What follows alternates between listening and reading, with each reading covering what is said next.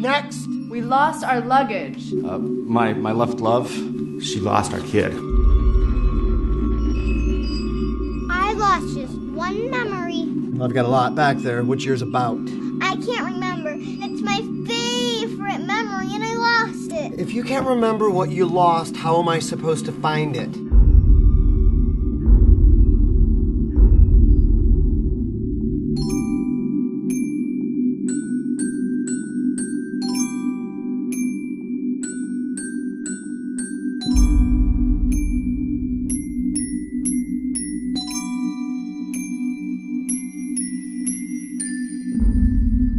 Is this really my memory? You tell me.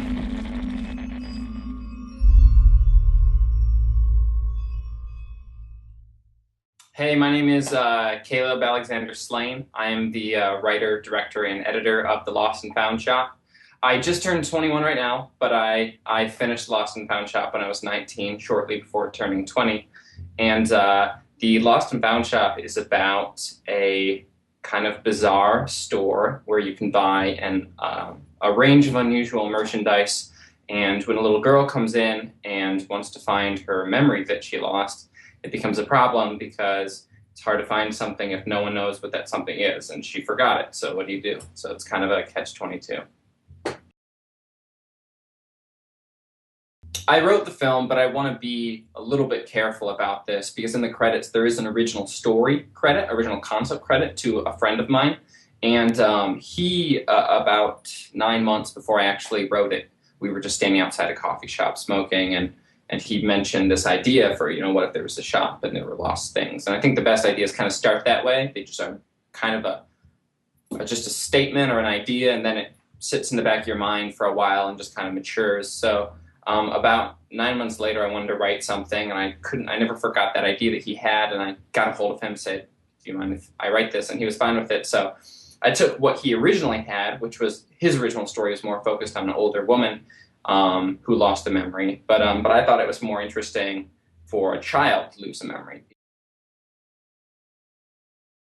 We shot on Red cameras with master prime lenses, which is it's the same setup that the Social Network used. So we were very fortunate to have something like that. And I had no money, zero money. Like my family does not have a lot of money. I had nothing to work with. So and I was like living on my own and just working at the YMCA and just like writing at night, just scraping by basically. But I met this group of people in town who I thought were doing the best work in my city. My city has about 200,000 people here. And I approached them with their producer with a script of mine. I went over to his house at night, bought him a bottle of wine and said, hey, could I come over? Would you mind reading the script for me? So just kind of like a gift, and asked him just to give a little bit of feedback. And he ended up reading it, and he didn't really critique it from a story level. He had a couple of questions about production, but he was very interested in it to the point where, after he read it, he said, because we were originally intending to shoot it on 5Bs, and he said, you can't, this story is too big. You can't shoot this on 5Bs. You need to use our Reds to shoot this. And I said, well, that would be great, but how realistic is that? And he said, take your script, send it, email it to the other 3 guys in the company tonight, and let's set up a meeting in a week or 2 weeks, and I'll sit down. And then 2 weeks later, we all sat down in a coffee shop, and they said, hey, we really like what you're doing here. We want to consult on the script, but we want to give you complete control, a little bit of money, and basically our equipment, and help you make this happen because we think this is a really good story. Now, and those people are hard to come by, but they're incredible people, and I'm still here right now in their office. I sublet from them now and work as a freelance director in the same facility as them. So it, definitely created a long, lifelong relationship.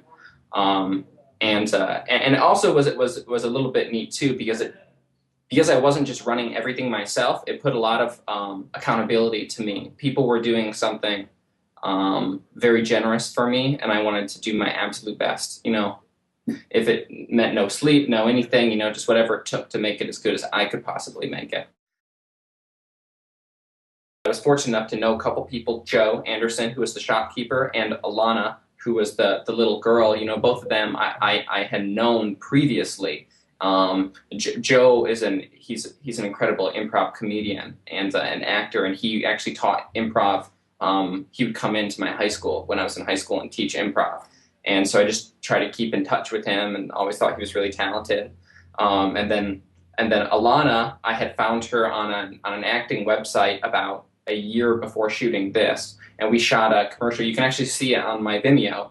Her a year earlier, we shot a 30-second piece that was kind of like an anti-bailouts little, when the whole bailouts issue was going on. But so we kind of established a relationship beforehand, and then when everything came down to it, it was really like I wrote the parts for them, and it was just very fortunate that we could get all the people that we wrote it for. It's hard to tell in the film, but one of our HMIs, our main HMI, the whole first day was sending a blue-green light. It was a broken bulb, but the human eye couldn't see it. So it looked white to us, but the screen, it looked like kind of green, and we just thought maybe it was the screen. We tried a few things, couldn't figure it out. And then lo and behold, we realized at the end of the day that there was a setting that was like the bulb wasn't like screwed in right or something, and we would have been completely screwed if it weren't for Chad Terpstra, who's an incredible color correctionist and just saved us in post. Missed any other problems? Oh yeah, there's one thing. You'll see me in the film. Like I play one of the parts at the beginning that was not planned at all. Literally, there was supposed to be this guy that was going to play that part. And I remember we're bouncing through people because we had to shoot 38 shots a day. We had to shoot the whole thing in 2 days. And we're bouncing through people. And I'm like, okay, next guy up, virginity guy, go. And there's like this pause on set. And there's, 30 people standing around. And I'm like, okay, where's the next guy? And then someone comes up and says, I don't think he ever actually showed up. And then we're standing here. And like, it would have been better, if we had time to plan, but we're just there and we like need to shoot a shot. So I walked over to one of the extras and I was like, hey, will you come do this part? And he wasn't comfortable with like taking his shirt off. So I was like, okay, fine. And then I went over to my DP actually, because he was around the same age as me. And I was like, because originally it was going to be this like really large guy with like this like really small shirt. And then I was like, okay, well, if it's not that, it has to be kind of a young kid who's just kind of cocky. So I asked my DP and he was like, no, he was like, I don't want to be in front of the camera. I don't want to do it. So it was just one of those decisions where it's just like, okay, if I don't do it, then we're not going to get a shot. So it wasn't by choice.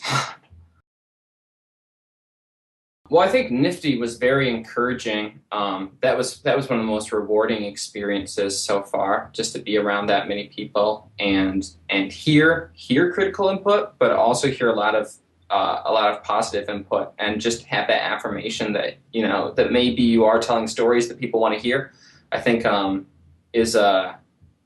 never really struggled with like a strong creative insecurity, but it's still just really it's really nice to go across the country and sit and feel like even over there it's just this very like what you're doing is welcomed so kindly and warmly. That was pretty incredible. But I think the most important thing from it was the shooting and making of the film itself. I think short films primarily serve as, they kind of show off what you can do, and that's cool. But for me, I see them mostly as practice, just practicing different things to prepare for actually doing a feature at some point. And I learned so much. We did a bunch of innovative technical things I'd never seen anyone do, and we didn't do anything in post, like no effects, no green screen, nothing. We built everything everything in the film was done in camera. So it was exciting to have to come up with ways to make all of that work, and I learned more than I've ever learned on a single project before. Well, I think the people were hands down the best thing about NFFTY. The winning awards, the awards that we won, that was really, really cool. And like I said, it was very encouraging, but I can't really say that I've ever had more of a valuable experience meeting people and still keep up with people that I met there. I think part of that was that, when you go to a lot of film festivals at my age, most of the people that you meet are older. And it was really neat to go to someplace and see a film and be really impressed, like, oh my gosh, how did they do this? How did they do that? And then just be able to talk to someone my own age, and feel like you're really standing, you're standing in a facility, in a room with a bunch of people who are going places, and none of us know what our futures look like exactly, but we're all sure what we're doing. Like, that's very energizing. It's kind of indescribable in a way. I think the most important thing to remember is that no matter how good of a story you have or anything, is that you are only as good as the people around you, and that you need to, it's so easy to get lost in your own world, but the people around me, my team here, they're the only reason that film was possible, and it's nothing I could have ever made in a million years. Every single person contributed to that film and made it one step better, one step better, one step better. So yeah, just I have so much gratitude for what they've done, what they've continued to do. These people still help me with projects, and I try to help them as well. And also I just feel really grateful to NFFTY for offering a platform for people to see something that I've done, and hopefully it means something to someone. And maybe you like the work that I do, and in which case, follow me on Twitter, and stay tuned for what I do next. But it's been a really cool road getting here over the last year, and there's so many people to thank, from my family, who my parents are very encouraging, and have done a lot of have given me a lot of emotional support, and then to Gorilla and the whole team in Grand Rapids, Michigan, who are all just a team of storytellers, and we just want to tell stories. So